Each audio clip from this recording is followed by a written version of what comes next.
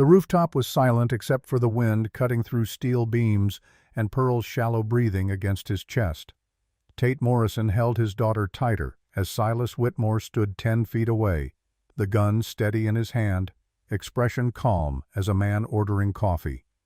The city sprawled below them, Riverside's lights scattered like broken glass across the valley floor. The USB drive in Tate's jacket pocket felt heavier than it should, a piece of plastic that somehow contained the weight of 23 dead bodies and one widow's final confession. Silas checked his watch with the hand not holding the weapon. 10 seconds, Morrison. USB or her.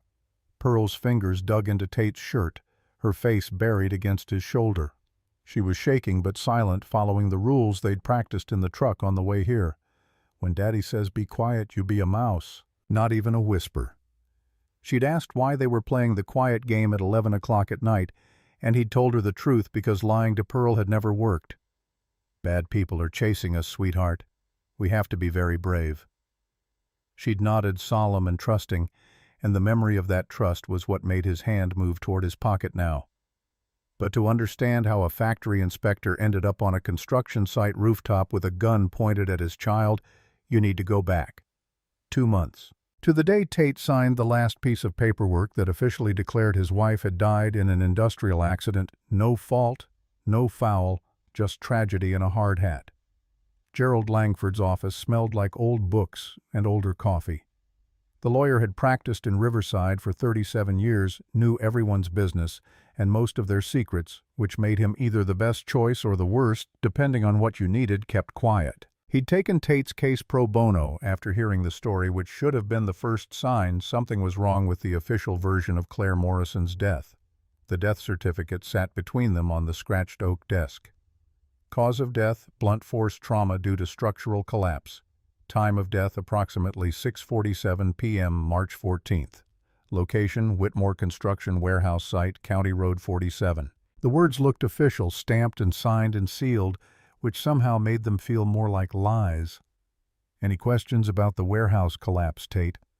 He'd looked at Pearl, then 7 years old, and drawing in the corner chair with the crayons Gerald kept in his desk for kids who had to sit through their parents' legal troubles.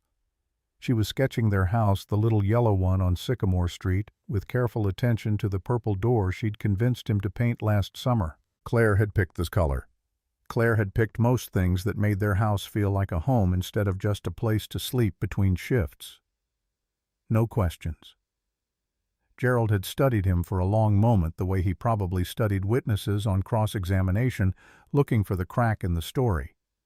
But Tate had learned to build walls in the 2 years since Claire died, learned to stack grief and guilt into something that looked like acceptance from the outside. The lawyer had finally nodded and pushed the papers across the desk. Sign here, and here, initial there. Tate's signature looked steadier than his hand felt. Pearl hummed while she colored something from that animated movie about the girl with the magic ice powers, completely unaware that her father was signing away the last official chance to ask why her mother had been alone in a warehouse that wasn't up to code, inspecting a foundation that 3 engineers, including Claire, had already flagged as dangerous on a Friday evening when she should have been home making dinner and listening to Pearl practice reading. The pen felt heavier with each signature. You did the right thing, Gerald had said quietly. For Pearl. Fighting Whitmore Construction in court would have taken years you don't have and money you don't have, and put that little girl through hell she doesn't deserve. Tate had wanted to believe that. Had spent 2 years trying to believe that. The settlement money was decent enough to buy the yellow house outright and put some away for Pearl's future. Claire's life insurance had covered the funeral and the immediate aftermath. They were surviving, which was more than some people got after tragedy struck. The paperwork was done by 3:15. Pearl had used up 4 pieces of paper and most of the purple crayon. Tate had carried her out to the truck, buckled her into the booster seat that Claire had installed and adjusted, and checked obsessively every single trip because she was a mother who worried about the engineering of car seats the way most people worried about the weather. The drive home took 12 minutes. Pearl talked the whole way about her day at school, about how Mrs.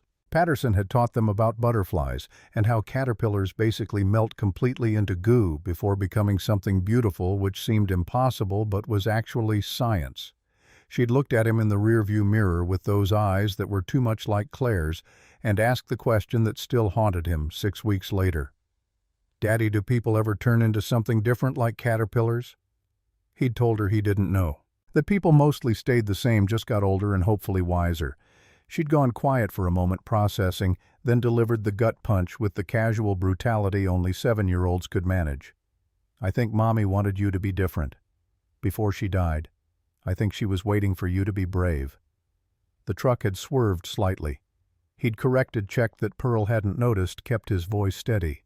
"What makes you think that, sweetheart?" "Because she looked sad when she looked at you. The same sad as when I don't finish my homework. Like she was waiting for me to do the thing I was supposed to do." He'd had no answer for that. Had driven the rest of the way home in silence while Pearl went back to humming her Ice Princess song, and the truth sat between them like a passenger neither acknowledged. The yellow house appeared exactly as they'd left it that morning. Small, modest, paid for in full with Claire's death money. The workshop in the garage still held tools Tate hadn't touched in 2 years, sawdust coating the table saw and router like snow that never melted. He'd built furniture once, back when Claire was alive, and the future felt like something you could shape with your hands instead of something that shaped you. Pearl had run inside to change her school shoes, clattering on the hardwood Claire had insisted on when they first bought the place because it would last and look better as it aged. Everything Claire touched was built to last. Everything except Claire herself.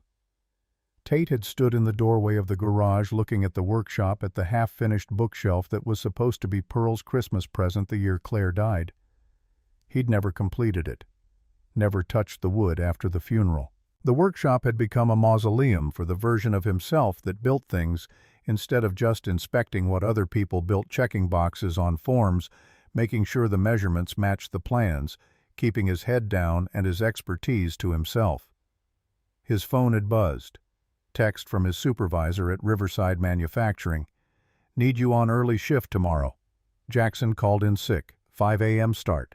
He'd texted back confirmation and gone inside to make dinner. Pearl had wanted spaghetti with the meatballs from the freezer, the ones Claire used to make in big batches and freeze because she'd been practical like that, planning ahead, thinking about the nights when cooking felt impossible. They were down to the last bag.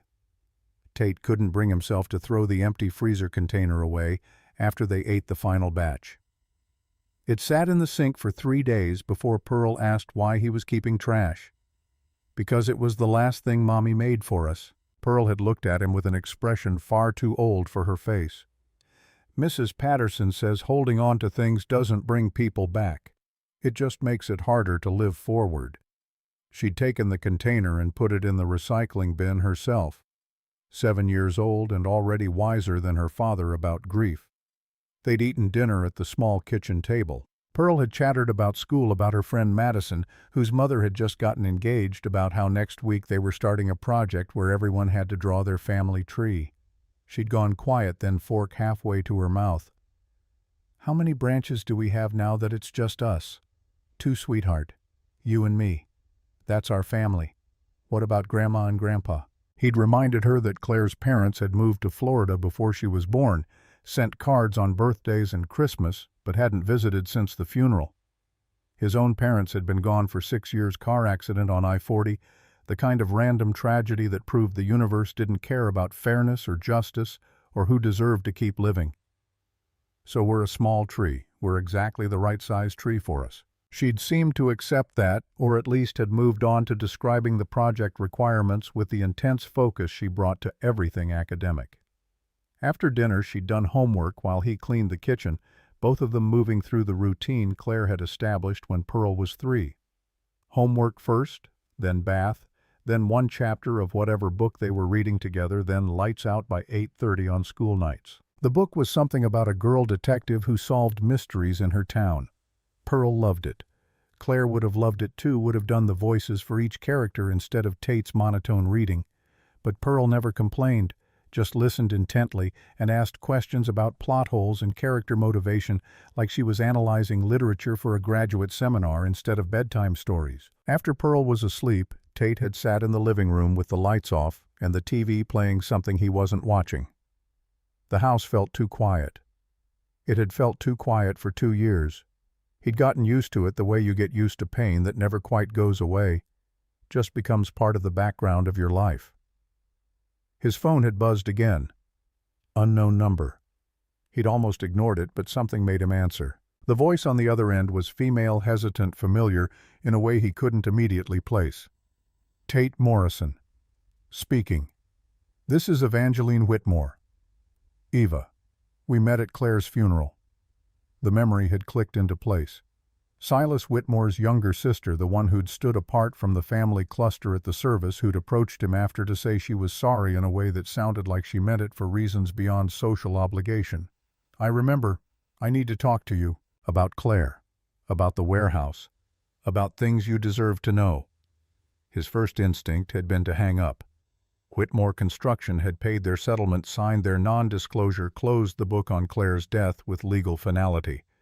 Opening it again felt dangerous, not just for him, but for Pearl, for their small tree of a family that was barely staying rooted.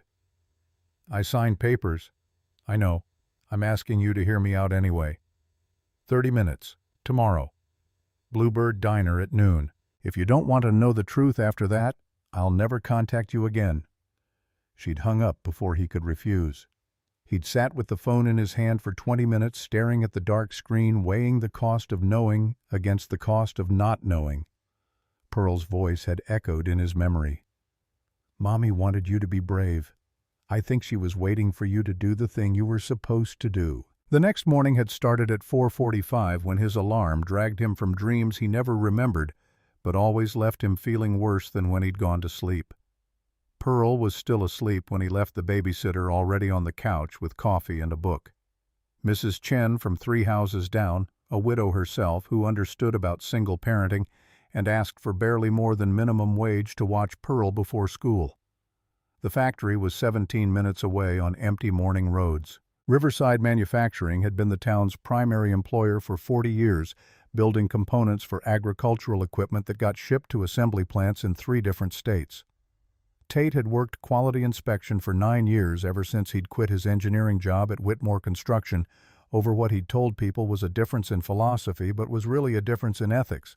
He hadn't had the courage to articulate. His supervisor, Tom, was already there, coffee in hand, looking at the shift schedule with the expression of a man who knew he was asking too much from too few people. Jackson's got the flu. Martinez's kid has a dental emergency. I need you to cover Press 7 and the whole South Line inspection route. Tate had nodded and grabbed his clipboard and headed to the floor where the machinery hummed and clanged in rhythms he could identify by sound alone. Press 7 was old, temperamental, required specific attention to the hydraulic pressure gauge that tended to drift. He'd spent an hour diagnosing a grinding noise that turned out to be a bearing assembly wearing faster than specification had filed the maintenance request and moved to the next station. The work was mindless in the way that let his brain go elsewhere. He'd thought about Eva Whitmore's call, about Claire, about the warehouse collapse that killed 4 workers 6 months after Claire had flagged the foundation problems in a report that somehow got lost in the shuffle of approvals and deadlines and cost-cutting measures. Claire had shown him that report 3 weeks before she died. He'd been in the garage working on Pearl's bookshelf when she'd come in with the folder. The foundation analysis had been thorough technical damming. Soil-bearing capacity 870 pounds per square foot when the design required 1,800. The warehouse would settle, would crack, would fail. Maybe not immediately, maybe not for months. But eventually physics would win the way physics always did. She'd asked him to help her go public, to use his engineering background and his understanding of the approval process to figure out how this had gotten through, who had signed off on numbers that didn't match reality. He'd said no. Think about Pearl Claire. Think about what happens if you go to war with Whitmore. Silas has lawyers and money and politicians in his pocket. We have a mortgage and a 7-year-old, and you're asking to paint a target on our backs. She'd looked at him for a long time. Disappointment settling into her features like sediment at the bottom of a lake. I can't teach our daughter to lie by living one Tate. I can't tell her to stand up for what's right and then turn around and bury this because it's inconvenient or scary, then do it without me. But don't ask me to watch you throw our lives away for a principle. She'd left the garage. They'd barely spoken for 2 days. Then she'd gone to do the final warehouse inspection alone, the one she'd volunteered for because she wanted to document the problems one more time before submitting her findings to the State Building Commission. She'd never come home. The official story was that a support beam had failed during her inspection, that the partial collapse had been a tragic accident, that no one could have predicted it, that Claire had simply been in the wrong place at the wrong time. Tate knew better, had known the moment he'd seen the police at his door, had known when he'd signed the settlement agreement, had known every single day for 2 years. Claire Morrison had died because her husband was a coward. His shift had ended at 2. He'd driven to Riverside Elementary to pick up Pearl, had watched her skip out with her pink backpack and untied shoelaces, her face lighting up when she saw the truck. She'd climbed in and immediately started talking about her day, about how they'd started reading a new book in class, and Mrs. Patterson had said Pearl could be the classroom helper for the week, which meant she got to erase the board and hand out papers. They'd driven past Bluebird Diner. He could see it through the window, Eva Whitmore sitting in a booth checking her watch. He'd kept driving, made it 3 blocks before pulling over, hands tight on the steering wheel. Pearl's chatter fading to silence as she picked up on his tension. "Daddy, what's wrong?" He'd looked at her in the rearview mirror. 7 years old. Claire's eyes. Already learning that asking questions was dangerous, that Daddy's moods were fragile things that could shatter if you pushed too hard. "Nothing, sweetheart. Just remembered something I need to do. You want to get a milkshake while I talk to someone?" Her whole face had transformed. Milkshakes were rare special, usually reserved for good report cards or birthdays. "Can I get chocolate? You can get whatever flavor you want." He'd turned around, driven back to Bluebird Diner, parked in front where he could see Pearl through the window. She'd ordered her milkshake from Margie, the waitress who'd been working there since before Tate was born, who knew everyone's order and most of their business. Eva had been drinking coffee when he sat down across from her. She looked tired, like she hadn't been sleeping well, like whatever she carried was heavy enough to show. "Thank you for coming. I've got 20 minutes. She'd slid an envelope across the table. He'd opened it. Inside was a single piece of paper, a soil analysis report with Claire's signature at the bottom, dated 3 weeks before her death. The numbers were exactly as he remembered. 870 PSF. Rejection recommended. High-risk structural failure within 12 to 18 months. Across the top, stamped in red ink, overridden by executive approval. Below that, a signature he recognized. Silas Whitmore. "Your wife was right, Tate. The warehouse was built on bad soil and everyone knew it. Silas approved it anyway because the client was paying premium for fast completion, and redoing the foundation would have cost $2 million and pushed the timeline back 4 months. He'd stared at the report, at Claire's neat handwriting in the margins where she'd noted specific concerns, at the override stamp that declared her professional expertise worth less than a deadline. "Why are you showing me this?" "Because 6 months after Claire died, that warehouse collapsed during a shift change. 4 workers were inside. They didn't make it out." She'd pulled out another envelope, thicker. "I've been investigating my brother's company for 2 years. Every project he's cut corners on, every inspector he's bribed or intimidated, every safety violation he's buried. Claire was going to be my source. Then she died, and I lost my proof." Tate's hands had gone numb, until I found this in her desk at home. USB drive hidden in a drawer.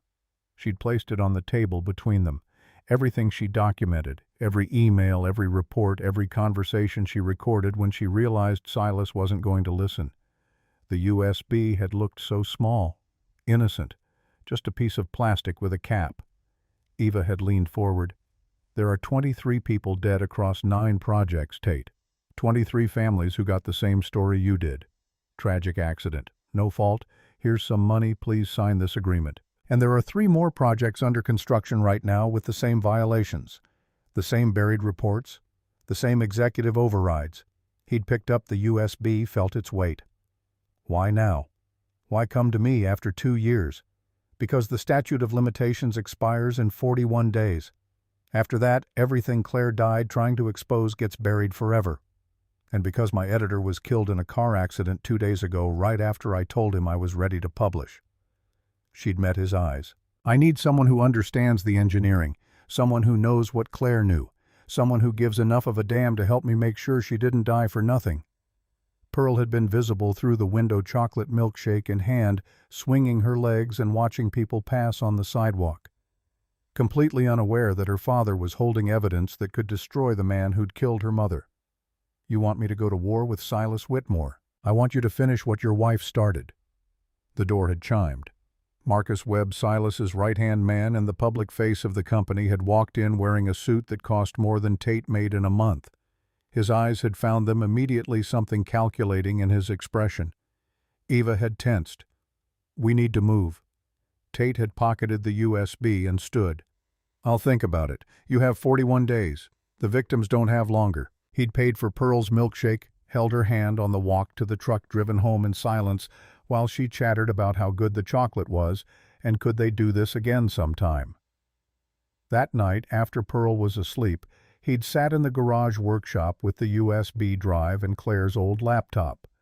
The files were extensive, organized, methodical. Email chains where Silas pressured inspectors to approve substandard work. Recorded phone calls where contractors were told to use cheaper materials than specified. Budget documents that showed exactly how much money was saved by cutting corners that building codes said you couldn't cut. And video. Claire had made a video dated 1 week before she died. She'd been sitting in her car, still wearing her work clothes, looking exhausted and frightened and determined. "Silas offered me $500,000 today, to walk away, to destroy my reports, to forget I ever saw the warehouse foundation numbers." She'd wiped at her eyes. "I told him no. He said that was unfortunate. That people who don't play ball have a way of making things harder for themselves." Tate, if you're watching this, it means something happened to me. It means I was right to be scared. And I'm so sorry I didn't just take the money. I should have thought about you and Pearl instead of being stubborn, but I can't teach our daughter to stand up for what's right if I don't do it myself. So I'm going to the state commission tomorrow. I'm going to submit everything. And if Silas tries to stop me, well, at least you'll know why. The video had ended there. Claire had never made it to the state commission. The warehouse inspection had happened the next day. The collapse. The death. The convenient, tragic accident that buried the truth along with her body. Tate had sat with his head in his hands, the workshop smelling like sawdust and failure, and tried to breathe around the weight of 2 years of guilt. His phone had buzzed. "Eva. Police found my apartment broken into.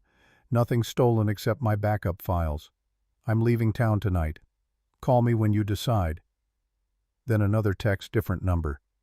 "This is Silas Whitmore. I understand my sister has been contacting you. I'd like to invite you to my office tomorrow at 10 a.m. to discuss your late wife's legacy and your daughter's future. Please don't make this difficult for everyone." Tate had looked at the unfinished bookshelf, at the tools he hadn't touched in 2 years at the garage, where he'd told Claire to let it go, to think about their family, to stop being so goddamn stubborn about principles that didn't pay the mortgage. Pearl's voice had echoed in memory.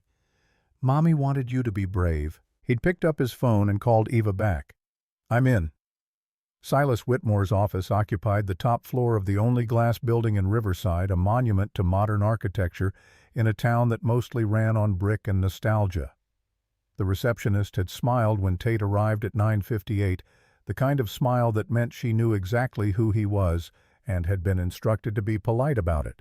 She'd offered coffee he didn't want and gestured to a leather chair that probably cost more than his monthly rent. The view from the waiting area looked out over the town, the manufacturing district visible to the east, the residential neighborhood spreading west toward the hills. Somewhere down there, Pearl was in her second period class learning about fractions or state capitals, completely unaware that her father was about to walk into a room with the man who'd killed her mother. Tate had the USB drive in his jacket pocket. Eva had told him to leave it somewhere safe, but he'd brought it anyway, some part of him needing the physical reminder of why he was here, what Claire had died trying to protect. "Mr. Whitmore will see you now." The office was exactly what wealth looked like when it stopped trying to be humble about itself. Floor-to-ceiling windows, furniture that belonged in magazines, artwork that was probably original and definitely expensive. Silas stood behind a desk the size of Tate's kitchen table, wearing a suit that had been tailored to fit him the way precision engineering fit components together. He didn't offer to shake hands. "Thank you for coming, Tate. Please sit." The chairs facing the desk were positioned lower, a subtle power play that put visitors at a disadvantage. Tate remained standing. "I'll stand." Silas had smiled, the expression reaching his eyes but not warming them. "Suit yourself. I wanted to speak with you face to face because my sister has a tendency to dramatize situations. Eva's always been the emotional one in the family, sees conspiracies where there are only unfortunate circumstances. Your company built a warehouse on unstable foundation. My wife documented it. 4 men died when it collapsed. Those seem like facts, not emotion." The smile had faded by degrees, like light draining from a room at sunset. "Your wife was a brilliant engineer who was also under considerable stress. The pregnancy loss the year before her death, the financial pressures you two were facing, the medication her doctor prescribed for anxiety. These factors affect judgment, Tate. The warehouse collapse was investigated thoroughly. Multiple independent inspectors found no evidence of negligence." Tate's hands had clenched. Claire's miscarriage had been private grief, something they'd barely spoken about even between themselves, and hearing it weaponized made his vision narrow. "Don't talk about my wife's mental health like you knew her. I'm trying to help you understand that sometimes good people make mistakes." Claire's reports were outliers. Every other engineer signed off on that project. She was the only one who saw problems that extensive testing proved didn't exist. Testing conducted by firms your company paid for. Testing conducted by licensed professionals following industry standards. Silas had moved around the desk, closing distance with the casual confidence of someone used to physical proximity, making people uncomfortable. "Here's what I know, Tate. You're a single father working a job that barely covers expenses. You've got medical bills for Pearl's asthma, a mortgage you're one emergency away from defaulting on, and no family support system. Eva showed you some files, probably got you worked up about injustice and truth and making things right. But what she didn't tell you is that pursuing this ends exactly one way. Years in court, depleting resources you don't have, exposing Pearl to media scrutiny about her dead mother's mental state. All while I have 47 lawyers working to discredit everything Claire documented and everything you think you know." The office had felt smaller. Suddenly the windows that seemed to promise freedom actually just showing how far the fall was. Silas had returned to his desk, opened a drawer, placed an envelope on the surface. $750,000. Tax-free settlement for emotional distress caused by my sister's harassment. All you have to do is sign an agreement that you won't pursue legal action based on Eva's conspiracy theories, won't cooperate with any investigation she attempts, and will make it clear to her that you want no further contact. The envelope sat between them like a test Tate had already failed once before. Think about Pearl. What's better for her? A father who martyrs himself for a crusade he can't win? Or a father who takes care of her future, puts money in college funds, makes sure she never has to worry about medical bills or winter coats that fit? Tate had picked up the envelope, felt its weight. He'd opened it, looked at the check inside, at numbers that could transform Pearl's life in ways his factory paycheck never would. "You're offering me money to let you bury the truth about how 23 people died. I'm offering you resources to take care of your daughter. The truth is that construction is dangerous, that accidents happen despite best efforts, that your wife's death was a tragedy, but not a conspiracy. Those other deaths are the same. Random, terrible, not connected by anything except Eva's need to blame someone for a world that isn't fair. What about the 3 projects you're building right now?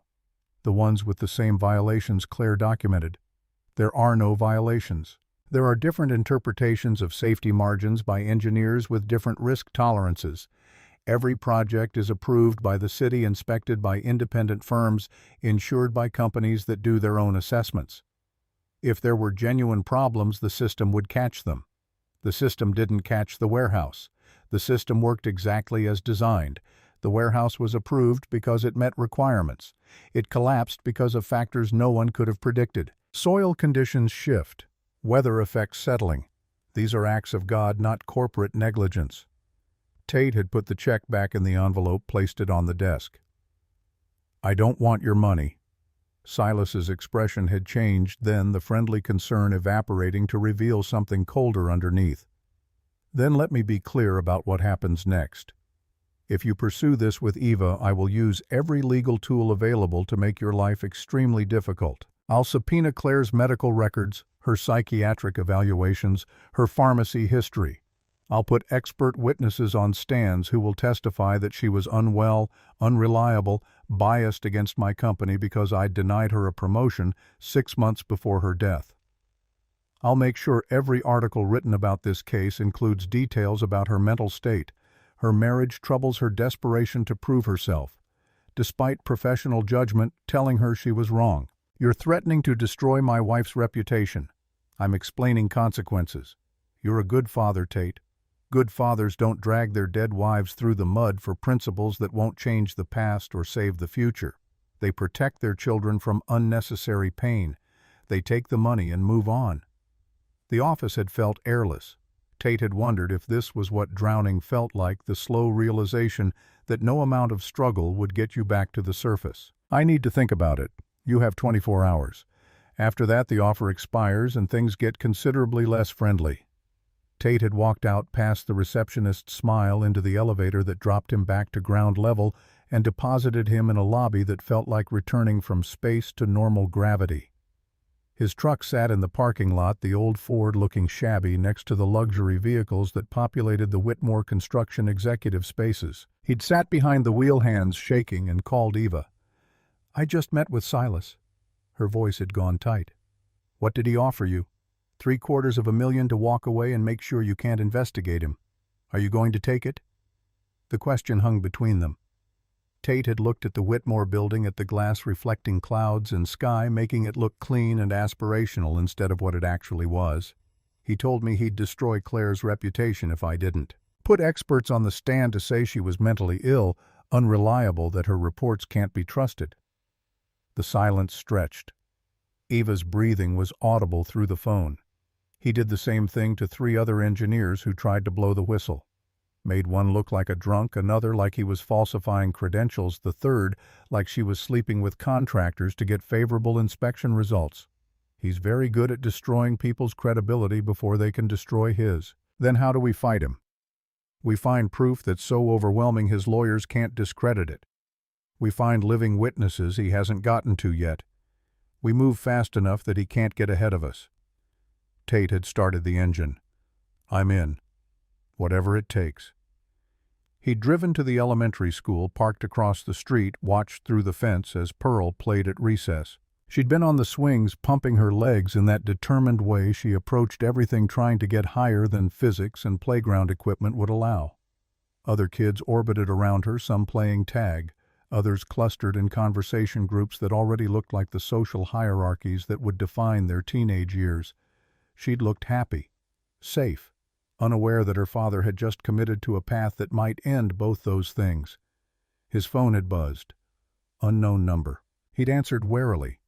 The voice had been male, older, careful.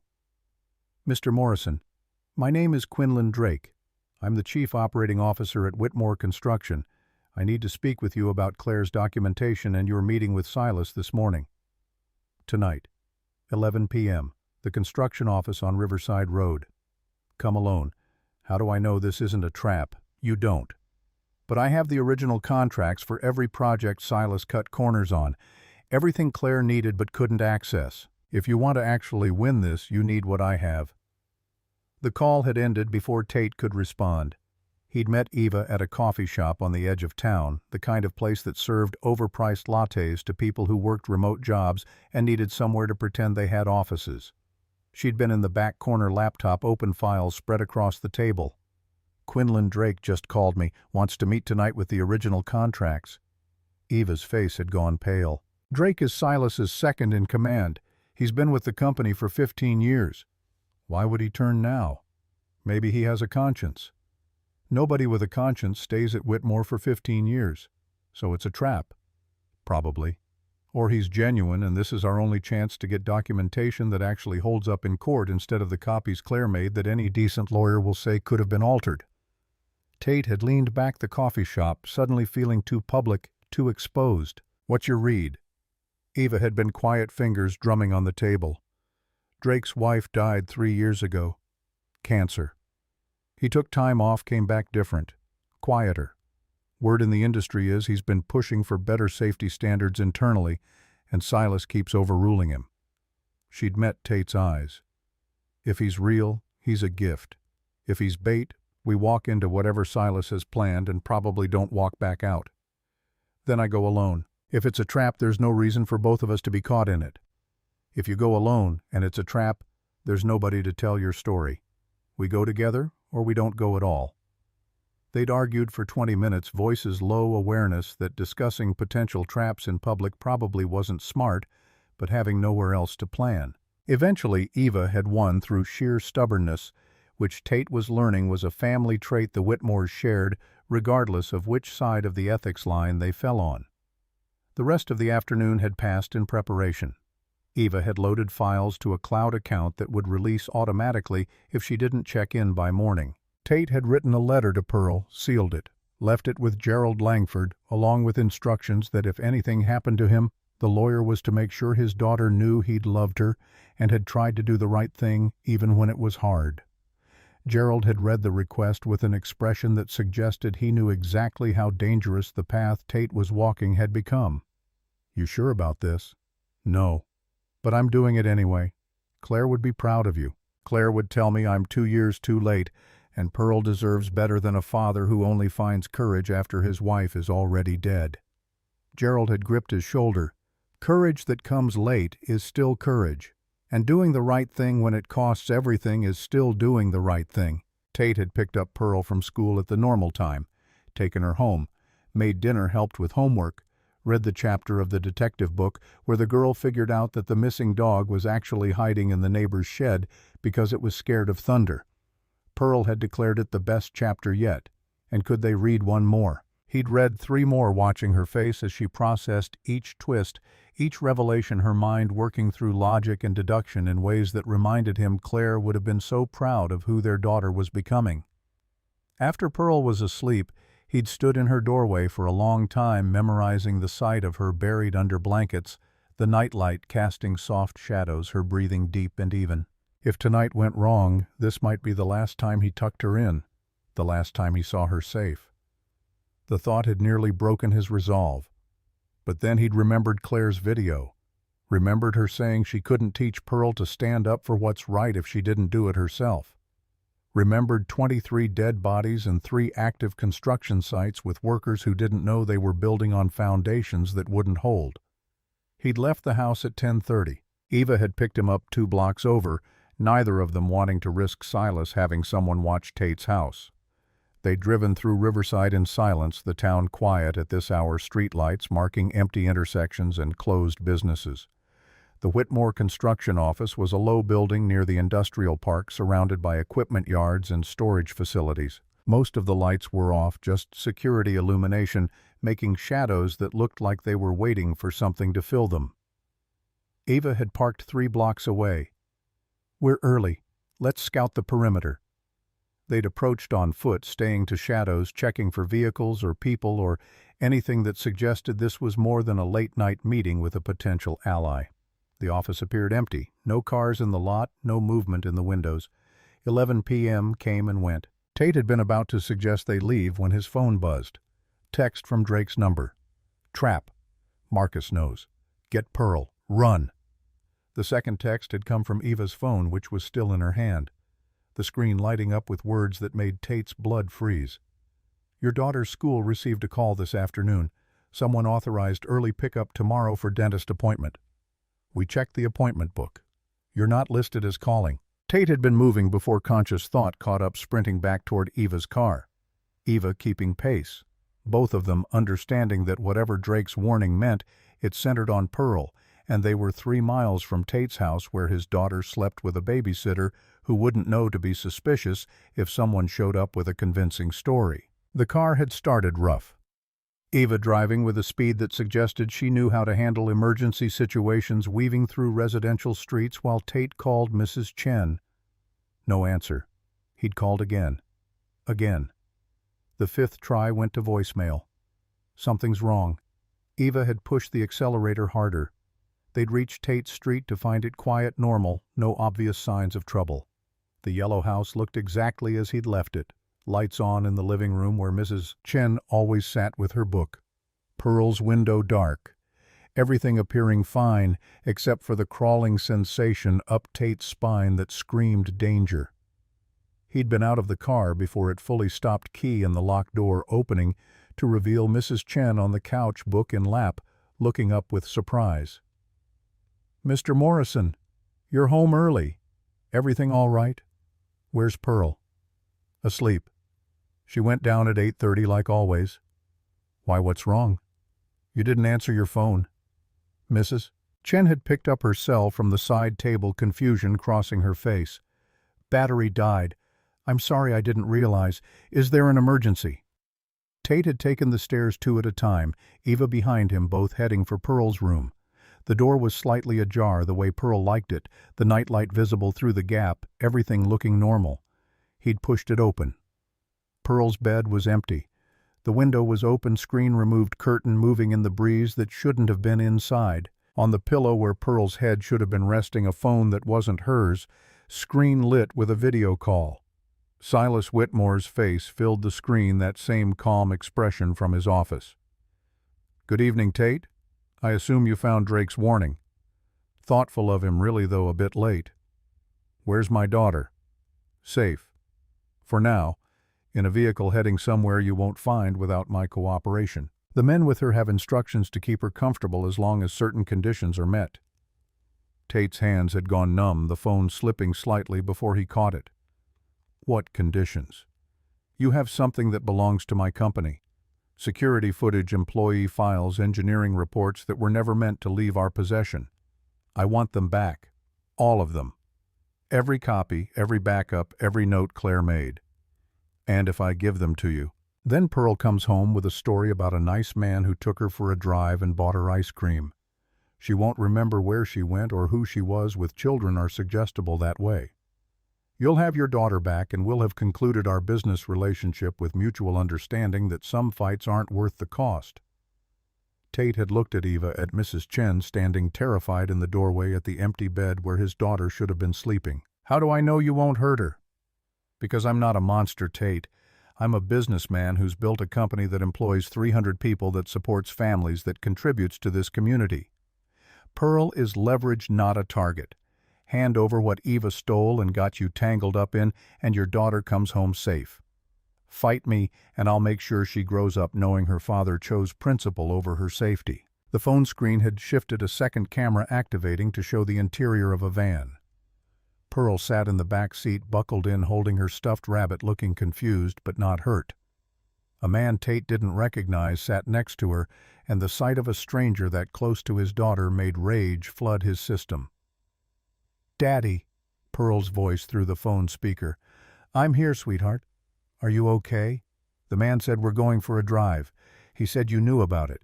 But I don't think you did, because you look scared, and you don't get scared unless something's really wrong." Even terrified, she was perceptive, reading situations adults tried to hide from her. "Everything's going to be fine. I'm going to come get you very soon." The view had switched back to Silas. "You have 1 hour.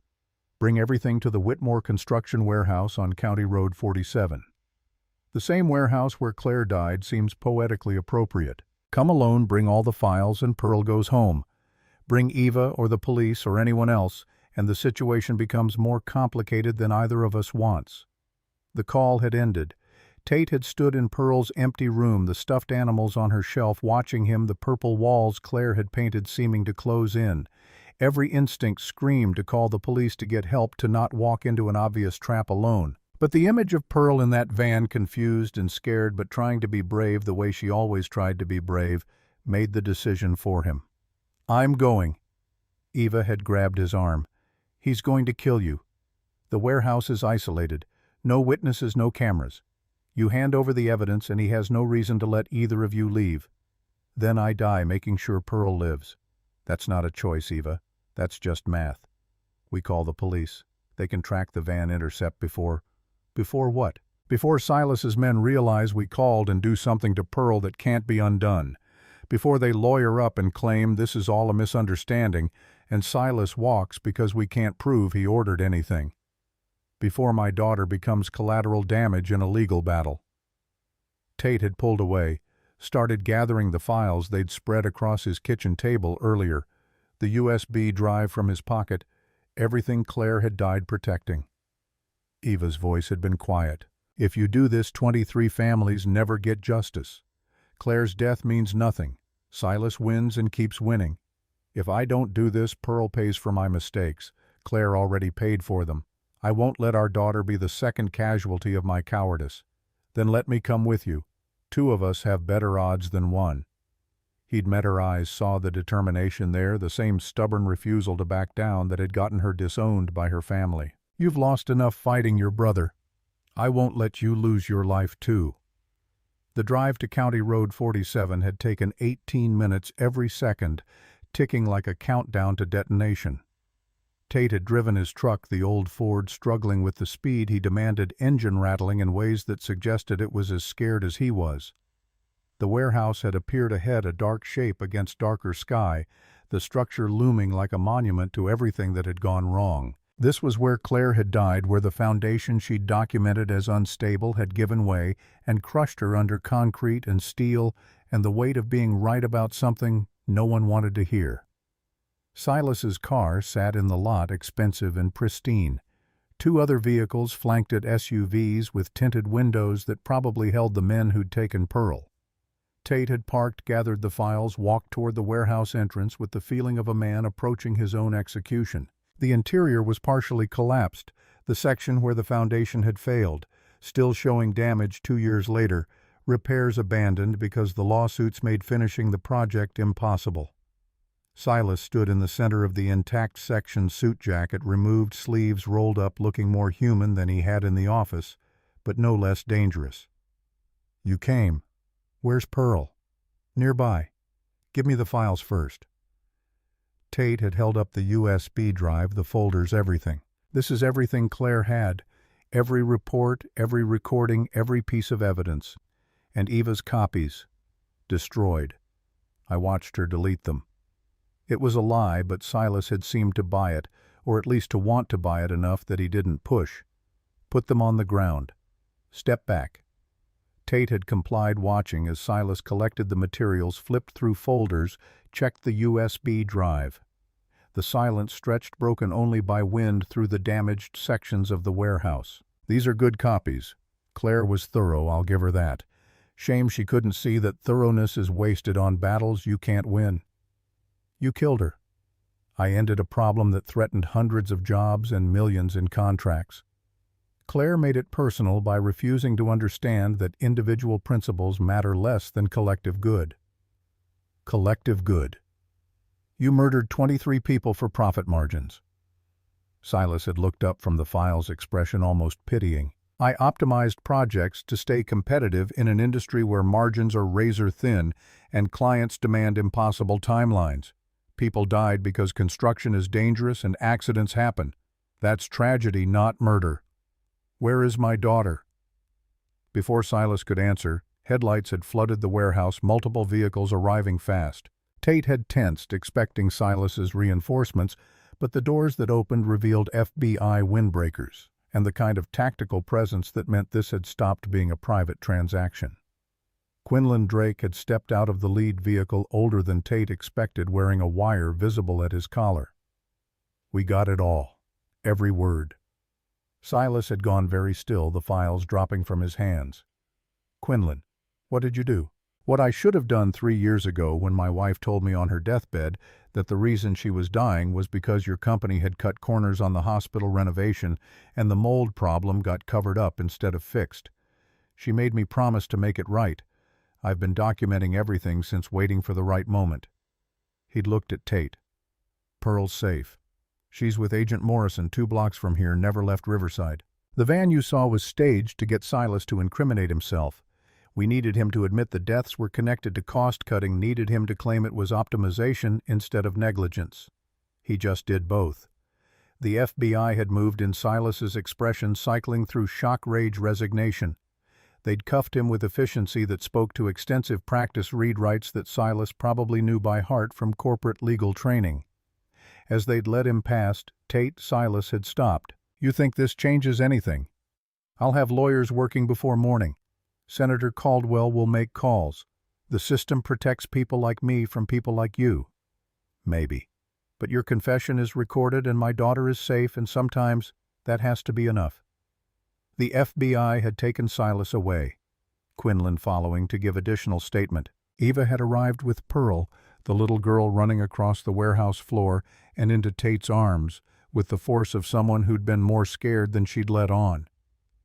"Daddy, the FBI lady let me sit in her car and showed me all the buttons. And she said you're a hero for helping catch bad guys."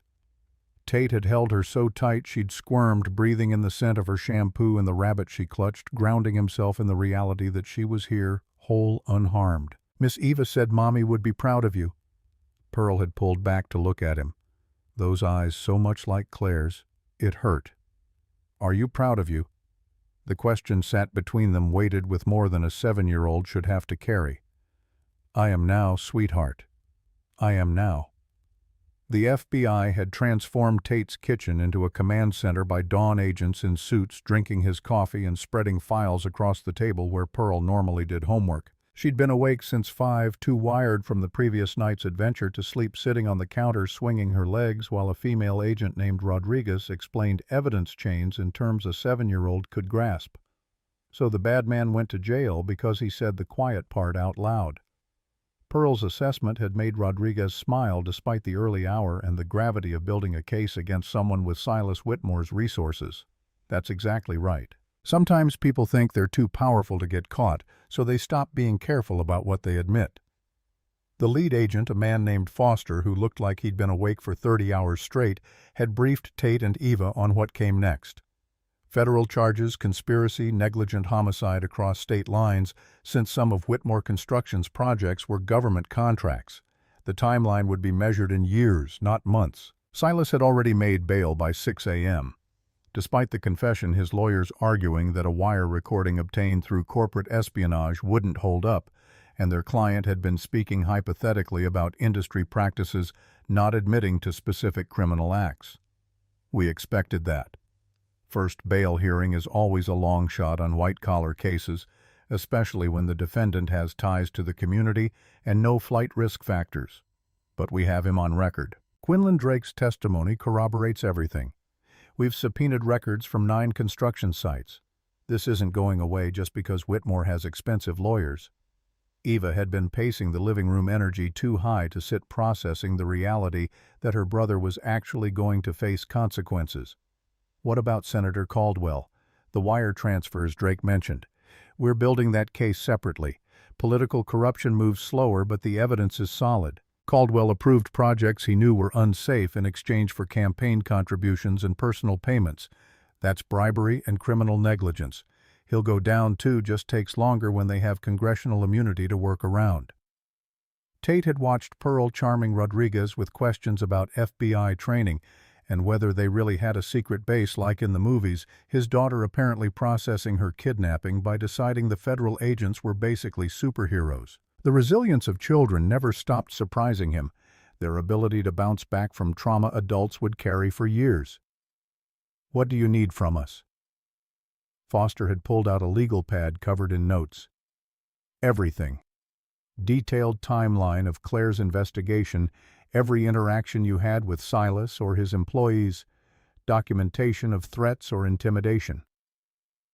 "Eva, we need your complete files on all 9 project source documentation for your reporting." "Tate, we need you to walk our engineers through Claire's technical findings, explain the violations in terms a jury can understand." The preliminary hearing had been set for 3 weeks out. Foster had warned them that Silas's legal team would use every delay tactic available, that this would be a marathon, not a sprint, that they needed to prepare for their lives to be under microscope until the trial concluded. Your phone records, financial statements, personal history, everything becomes discoverable. They'll look for anything to discredit you. Any debts, any conflicts with Claire, any reason to suggest you're motivated by revenge or money rather than justice. I don't care what they find. I've got nothing to hide. Everyone has something to hide. We just need to make sure your something is less damaging than Silas's something. Pearl had been taken to school by Rodriguez, who'd apparently volunteered to do pickup and drop-off for the next few weeks until they assessed whether Silas posed ongoing danger from outside jail. Tate had wanted to keep her home, but Eva had pointed out that normal routine would help more than protective isolation, that Pearl needed to see life continuing despite the chaos. Mrs. Patterson will watch her like a hawk, and Rodriguez seems genuinely invested in making sure she feels safe. After Pearl left, the house had felt emptier than usual. Tate and Eva had sat across from each other at the kitchen table, surrounded by legal pads and file folders and the weight of what they'd set in motion. "Your family is going to hate you even more now." Eva had shrugged, but the tension in her shoulders suggested she felt it more than she let on. "My mother called this morning, told me I'd destroyed the Whitmore name, that Silas was the victim of a corrupt system weaponized by a journalist with an axe to grind. She said if I had any decency, I'd recant everything and admit I fabricated evidence to hurt my brother." "What did you say?" "That I'd finally found decency, and it looked like making sure her son faced consequences for killing 23 people. She hung up. They'd worked through the morning organizing files by project, creating timelines that connected Silas's cost-cutting decisions to specific structural failures. The pattern was clear once you laid it out chronologically. Safety reports flagged issues. Silas overrode them with executive approval. Projects proceeded on schedule. Failures happened months later when connections were harder to draw. The warehouse where Claire died was project number 4. By then Silas had established a template. Find engineers willing to be flexible with safety margins in exchange for bonuses or promotions. Pressure inspectors through channels that didn't leave paper trails. Use subsidiary companies for actual construction so the Whitmore name stayed insulated from direct liability. He learned from each one, got better at covering tracks. Eva had pulled up a spreadsheet tracking the evolution of his methods. First project, he just ignored the reports and hoped nobody checked. By project 9, he had shell companies doing the work, inspectors on retainer who knew what findings to deliver, and politicians running interference if anyone complained to regulatory bodies. So we're not just taking down Silas, we're exposing a system. That's what makes this dangerous. Systems don't go quietly. Gerald Langford had called around noon, his voice carrying the careful neutrality of a lawyer who'd seen too many righteous causes crash against the rocks of reality. "I've been getting calls. Other attorneys, ones who represent construction firms and development companies. They're concerned about the precedent this case sets. If Silas goes down for cutting corners that are industry standard, it opens liability across the board. Industry standard doesn't make it legal or safe. No, but it makes it defendable. Expect a lot of pressure to settle this quietly. The business community doesn't want a trial that puts their practices under scrutiny. We're not settling. 23 families deserve their day in court. Then prepare for those families to be offered settlements too. Whitmore's insurers will try to make this go away with money before it becomes about systemic change." The afternoon had brought reporters first local news, then regional, finally a national outlet that had picked up the story because a senator's involvement made it politically significant. Tate had declined all interview requests on Foster's advice, but Eva had done a carefully scripted statement on the front lawn, professional and measured, explaining that justice for negligent homicide shouldn't depend on whether the perpetrator wore a suit or a ski mask. By evening, the story was trending. Social media had discovered the case, and public opinion was splitting predictably along lines of whether corporate executives should be held criminally responsible for decisions that prioritized profit over safety. Some called Silas a murderer. Others argued he was a businessman making difficult choices in a competitive market. The nuance was lost in the noise. Pearl had come home full of energy, announcing that half her class thought having an FBI escort was the coolest thing ever, and could Rodriguez come to career day. She said, "Maybe if my daddy says it's okay." "Your daddy says we'll see. How are you feeling about everything?" Pearl had considered the question with her usual seriousness, sitting cross-legged on her bed while Tate unpacked her backpack. "Madison said her mom said you're a hero. But Tyler said his dad said you're trying to hurt people who give jobs to families. Mrs. Patterson told Tyler that was grown-up business and we should focus on multiplication tables. What do you think?" "I think Mommy would want the truth to matter more than jobs. But I also think it's scary that people are mad at you for telling the truth. The wisdom of 7-year-olds sometimes cut deeper than adult philosophy. Being scared and doing the right thing anyway is called courage, Pearl. Your mom taught me that. Took me a while to learn it. She'd hugged him then fierce and tight before pulling back with a question that proved she'd been thinking about this more than she'd let on. Are more bad people going to try to take me? The fear in her eyes had made Tate's chest constrict. No, sweetheart. The FBI is watching. Agent Rodriguez is watching. And I'm never letting you out of my sight until this is over. What if it's never over? What if the bad people are always out there? It was the kind of question that didn't have good answers, the kind that marked the end of childhood innocence. Then we learned to be brave together, and we trust that there are more good people than bad people, and the good ones are worth fighting for. The preliminary hearing had arrived with the weight of inevitability. Riverside County Courthouse was a brick building that had stood since 1947, its courtrooms heavy with wood paneling and the accumulated gravity of 75 years of justice, attempted if not always achieved. Silas had arrived in a convoy of black SUVs surrounded by lawyers who looked like they billed by the minute and enjoyed it. He'd worn a suit that probably cost more than Tate's truck, projecting the image of a successful businessman being persecuted by government overreach. The gallery had been packed, families of the 23 victims filling the rows with faces that carried grief in different stages of processing. Reporters with notebooks, curious locals who wanted to see Riverside's biggest scandal unfold in person. Pearl had stayed home with Mrs. Chen, too young for courtroom drama, but old enough to understand her father was doing something important. Judge Margaret Holloway had a reputation for running a tight courtroom and suffering no nonsense from attorneys who thought expensive suits bought them special treatment. She'd gavelled the room to silence with authority that suggested she'd been doing this long enough to see through every tactic lawyers thought was novel. The prosecution had laid out their case with clinical precision. Quinlan Drake's testimony about systematic corner-cutting. Engineering reports showing the gap between approved specifications and actual construction. Financial records proving Silas personally authorized changes that saved money by compromising safety. Silas's lead attorney, a man named Thornton who specialized in white-collar defense, had objected to nearly everything on procedural grounds that seemed designed to bog down the proceedings rather than address the substance. Your Honor, the wire recording was obtained through corporate espionage. My client was speaking in hypotheticals about industry practices, not confessing to specific criminal acts. The recording is inadmissible fruit of a poisonous tree. Judge Holloway had looked unimpressed. Mr. Drake was acting as a private citizen concerned about criminal activity at his workplace. His decision to record his employer discussing said criminal activity as protected whistleblower conduct. The recording stands. Thornton had tried a different angle. The engineering reports are opinion-based assessments from engineers who had disagreements with my client's management style. Reasonable professionals can disagree on safety margins without criminal negligence being present. Can they disagree on whether soil-bearing capacity of 870 pounds per square foot is adequate for a structure requiring 1,800?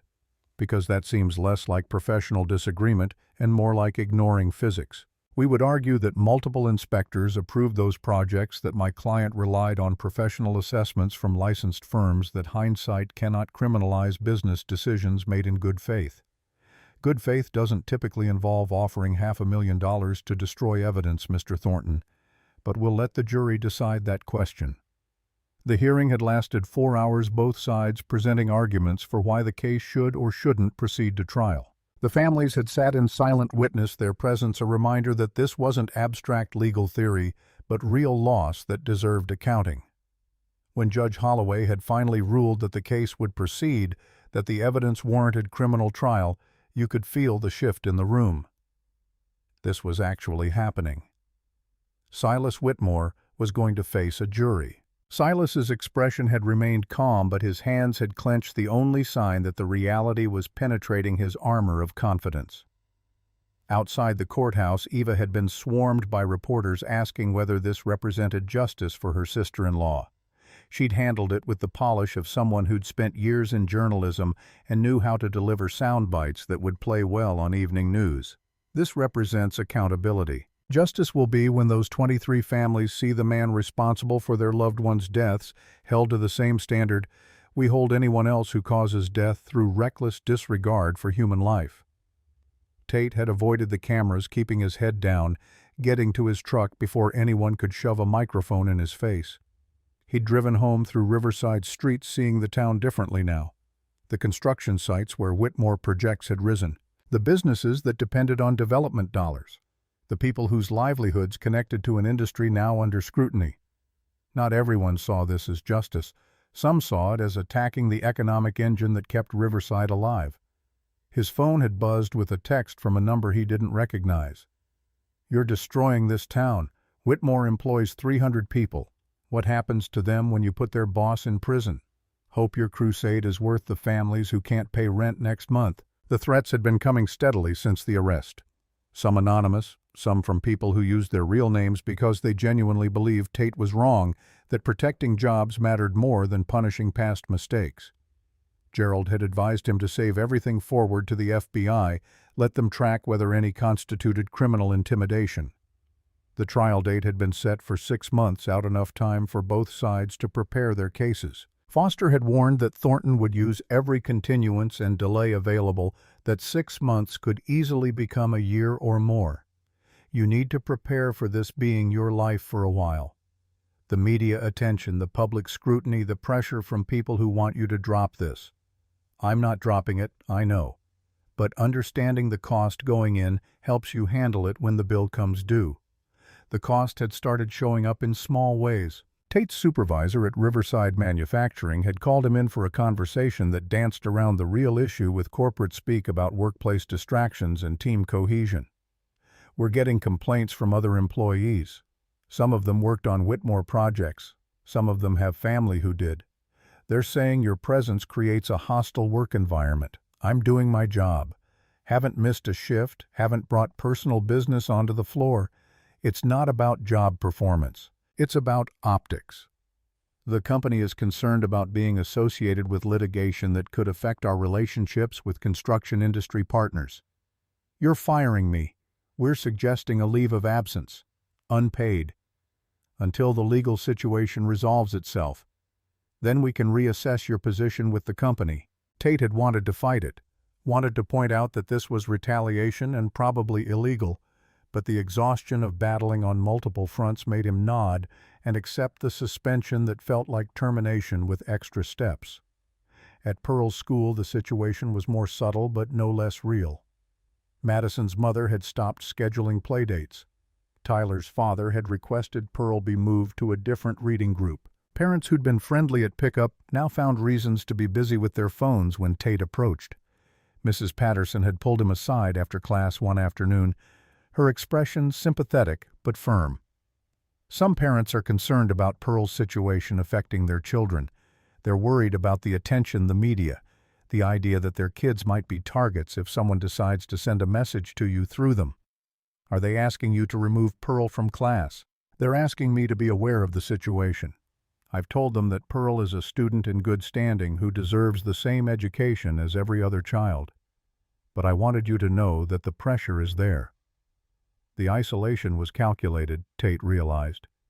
Silas might be in jail awaiting trial, but his influence extended through networks of business relationships and social connections. People who depended on Whitmore Construction for contracts or partnerships were sending a message. Make this go away or face consequences in every aspect of your life. Eva had experienced worse. Her apartment had been broken into, nothing stolen, but everything rifled through in ways meant to communicate violation. Her car had been keyed. Someone had filed a complaint with her professional journalism organization, claiming she'd fabricated sources, triggering an ethics investigation that would take months to resolve, even though the accusations were baseless. They're trying to break us before trial, make it too expensive to continue. She'd been sitting in Tate's living room laptop, open to emails from her editor, saying the publisher was concerned about legal liability and wanted to pause her book contract until after the trial concluded. Are they succeeding? In making it hard, yes. In making me quit, no. I've been the family disappointment my whole life. Might as well commit to the role. The 6 months crawled past with the excruciating slowness of waiting for something inevitable and terrible. Discovery had produced thousands of pages of documents, depositions, expert testimony. Tate had spent hours with the prosecution's engineering consultants, walking them through Claire's analysis, explaining in layman terms how soil-bearing capacity worked and why building on inadequate foundation was guaranteed disaster.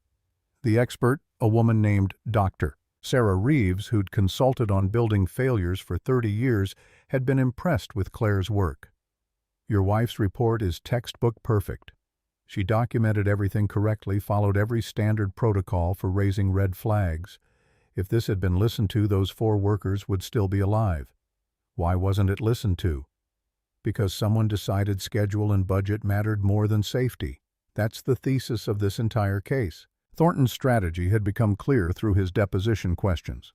He planned to argue that Claire had been overly cautious, that her standards were unrealistic, that Silas had relied on other engineering opinions that contradicted hers. Character assassination dressed up as professional disagreement. They'd subpoenaed Claire's medical records focused on her anxiety medication, the miscarriage therapy sessions after the pregnancy loss, building a narrative that she'd been unwell, unreliable, that her judgment was compromised by personal trauma. Gerald had warned Tate this was coming, but it still felt like violation watching strangers dissect his dead wife's mental health to justify ignoring her expertise. The victims' families had filed a class action civil suit separate from the criminal case seeking damages for wrongful death. Their attorney had contacted Tate about joining, but he'd declined, not wanting financial recovery to muddy the criminal prosecution. This isn't about money. It's about making sure he faces criminal consequences, not just writes a check. But 17 of the 23 families had settled. Whitmore's insurance company had offered amounts that ranged from $2 to $5 million, depending on circumstances, requiring signatures on NDAs and agreements not to testify in the criminal trial. Foster had been frustrated but unsurprised. This is standard playbook. Isolate the prosecutor, reduce victim impact testimony, make it look like most people were satisfied with financial resolution. Makes the ones who go to trial look greedy or vindictive. 6 families had refused to settle. 6 families who wanted to see Silas in prison more than they wanted his money. Their representatives sat in on prosecution strategy sessions, faces Tate had come to recognize. Parents who'd lost children. Children who'd lost parents. Spouses navigating life after sudden, devastating loss. They'd formed a grim sort of fellowship, united by grief and determination. As the trial date approached, the media attention intensified. National coverage because Senator Caldwell's involvement made it politically significant. Investigative journalism pieces examining corporate accountability and whether white-collar criminals faced real consequences. Think pieces about construction industry practices and regulatory capture. Tate had avoided most of it, focusing on Pearl, on keeping her life as normal as possible despite everything shifting around them. She'd started seeing a child therapist, someone who specialized in helping kids process trauma and seemed to be handling things better than Tate was. Dr. Morrison says it's okay to be sad about Mommy and scared about the trial and mad that people are being mean to Daddy all at the same time. She says feelings don't have to make sense to be real. Your Dr. Morrison sounds smart. She also says you should probably talk to someone too, because grown-ups need help processing just like kids do. Maybe you're both right. He'd started therapy the following week, something he should have done 2 years ago. The therapist, a man named Dr. Graves, who looked like he'd heard every variation of human struggle, had let Tate talk for the first session without much interruption. Sounds like you're carrying guilt for not supporting Claire when she needed it, grief for losing her, anger at Silas for killing her, and fear that going after justice will cost you Pearl. That's a lot of weight for one person. How do I put some of it down? You don't. You learn to carry it better. And you forgive yourself for being human instead of perfect.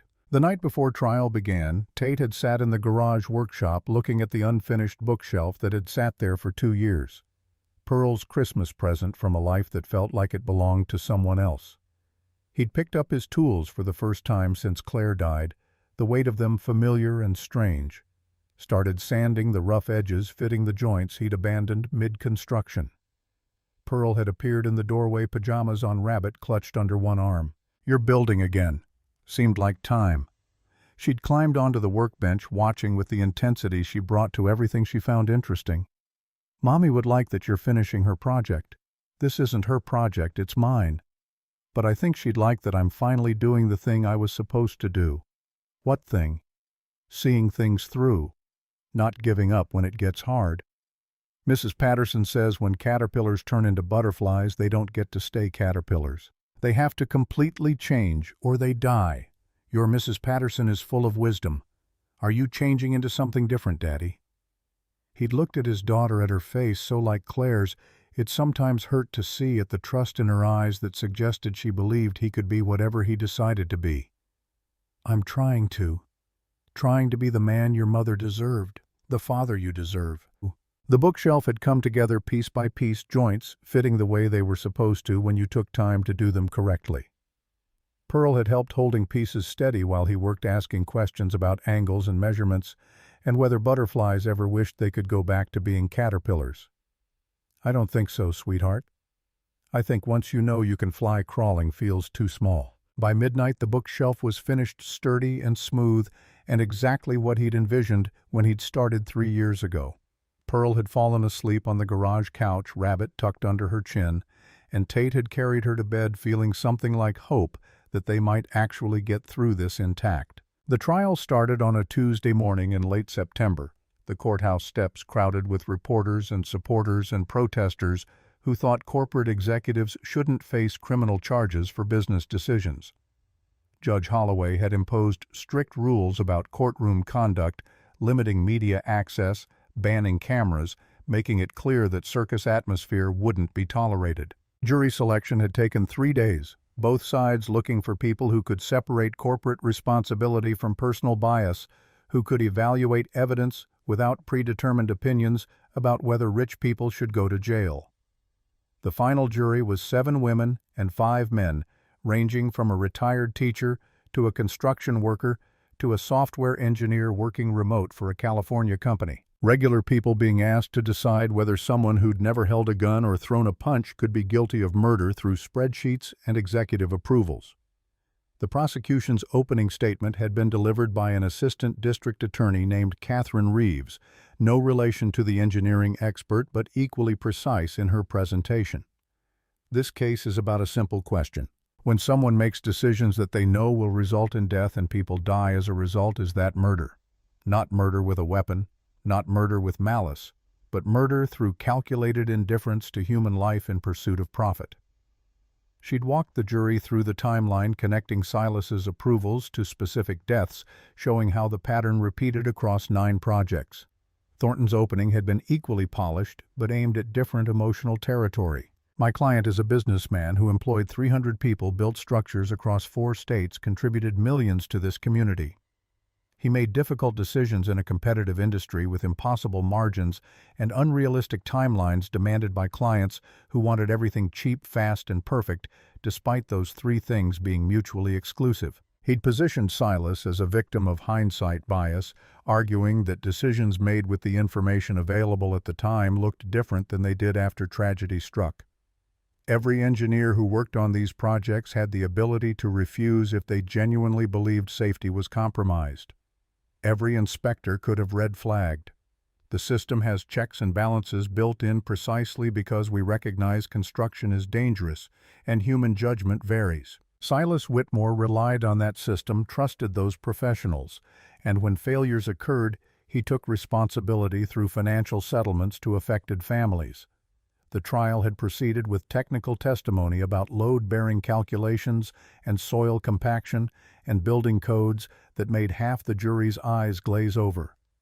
Dr. Reeves had been a star witness, explaining in clear terms how Claire's analysis was correct and the catastrophic failures inevitable. But Thornton had been prepared, bringing his own experts who testified that reasonable engineers could disagree about safety margins, that Claire's standards were more conservative than industry norm, that Silas had relied on multiple professional opinions before making final decisions.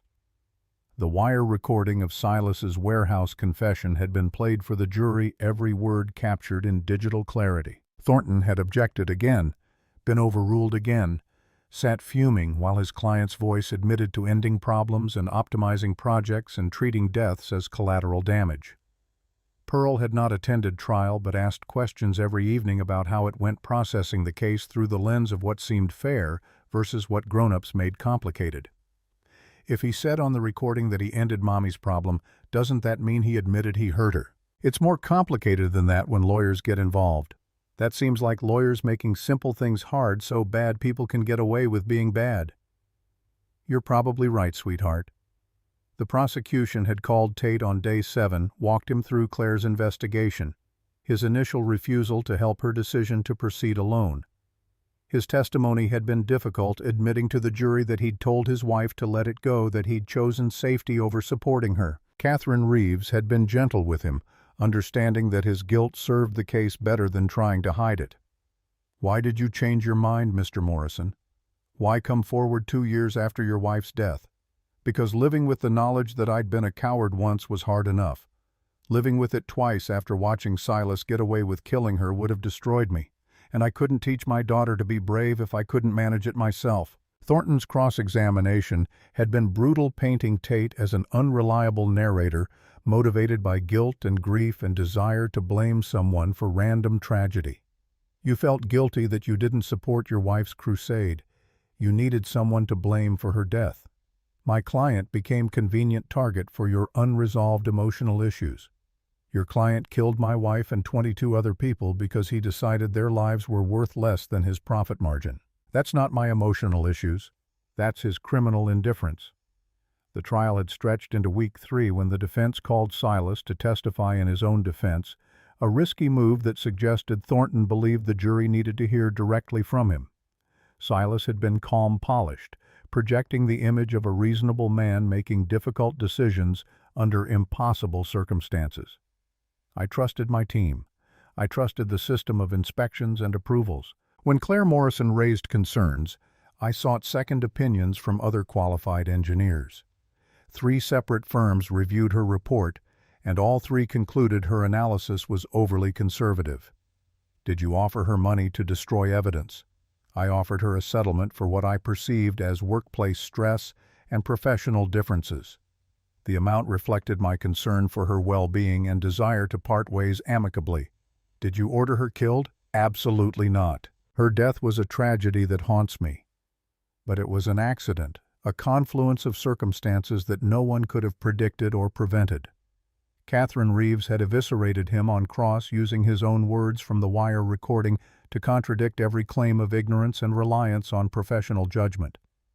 "You testified you trusted the system, but you also said on the recording that you ended Claire Morrison's problem. Which is it? Did the system work, or did you personally intervene to silence an engineer who was right?" "I misspoke. The recording captured me speaking loosely about business challenges. You misspoke when you said people died because you optimized projects. That was industry jargon taken out of context.